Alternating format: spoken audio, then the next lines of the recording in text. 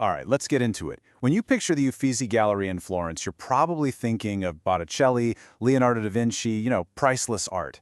But the Uffizi is so much more than that. It's a place built on power, on secrets, and on one of the most audacious architectural projects you can possibly imagine.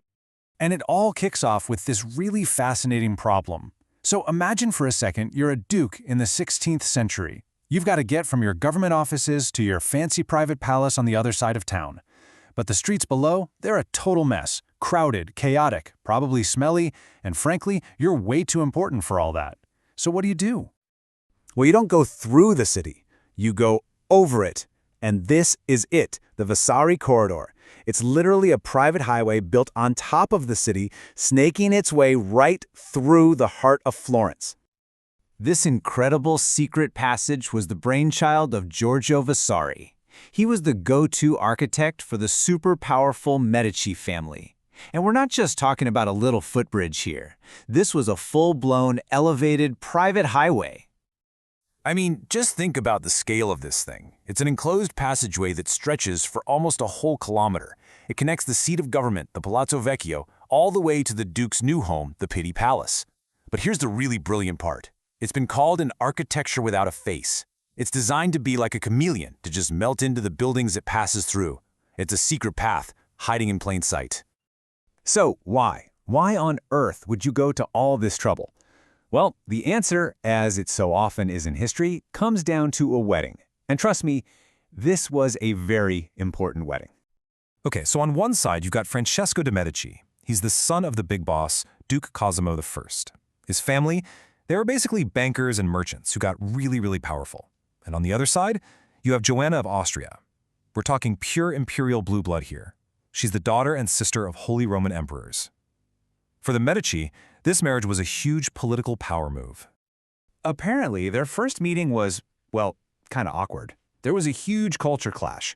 Francesco, this kind of gloomy prince, tried to win her over with serenades. But Joanna, who was raised in the super strict imperial court, was so not used to Tuscan customs that she apparently needed help just to put on her new shoes. So Duke Cosimo needed a wedding gift that was more than just a pile of jewels. He needed something that screamed, "We belong in your world. We are on your level." So he orders Vasari to build this private corridor just for his new daughter-in-law. It was this incredible symbolic path connecting her old world of imperial power to her new one. The corridor itself stretches over 760 meters. It goes right across the river, runs on top of shops on the Ponte Vecchio, and it even cuts clean through a church. They did whatever it took. But here's the part that just blows my mind. The construction time. You've got an army of workers building this massive, complicated structure, and they did it all in just 5 months. 5! Less than half a year. It's unbelievable. Even Vasari himself couldn't quite believe it. He actually wrote that it was an enterprise so miraculous, you'd think it would take 5 years to build, not 5 months. You can almost hear him bragging, right? And honestly, he totally earned it.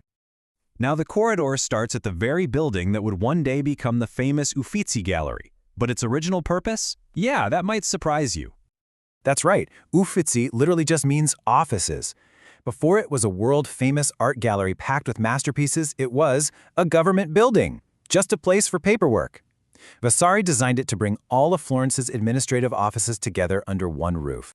And what a statement it was. Vasari basically demolished an entire neighborhood of these dark, cramped, medieval alleyways and replaced it with this incredible, wide-open, classical courtyard. It was all designed to project power, order, and justice. But the new Duke, Francesco I, he had different plans for the top floor. He was less interested in running the government and way more into things like alchemy, science, and of course art. So he decided to create what's known as a Wunderkammer, or a room of wonders. So right in the heart of the Uffizi, he built this very special room called the Tribuna. And this wasn't just a room to hang pretty pictures. No, it was designed to be a microcosm of the entire universe. The whole thing was soaked in symbolism. You have the 4 elements represented.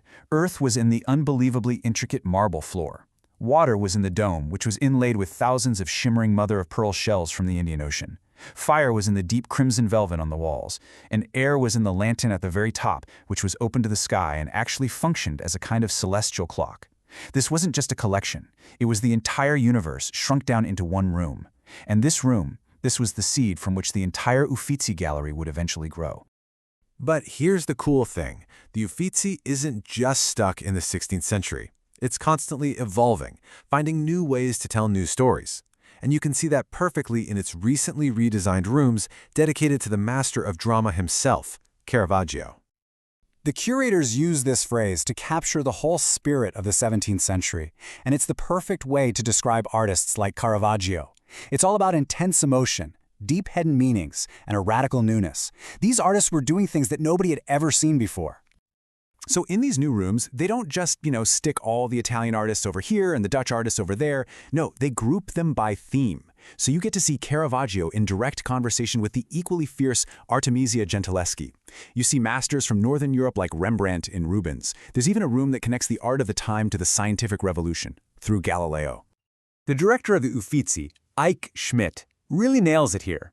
He says the whole point is to create an intellectual experience that transports you back in time, whether you're an art historian or just seeing these paintings for the very first time. And these rooms really are a totally theatrical experience. The walls are painted this deep crimson red, inspired by the rich fabrics you actually see in the paintings. And by putting Italian masters right next to their European peers, the Uffizi brings back that international spirit of the 17th century, a time when ideas and art were flowing freely across borders. So all of this leaves us with one final thought. The Uffizi started out as just a bunch of offices. It was connected by a secret passage built for a wedding, and it slowly transformed into one of the greatest treasure chests in the world. It really makes you wonder, what incredible stories of power, art, and transformation are hidden, maybe in plain sight, in the walls of your own city?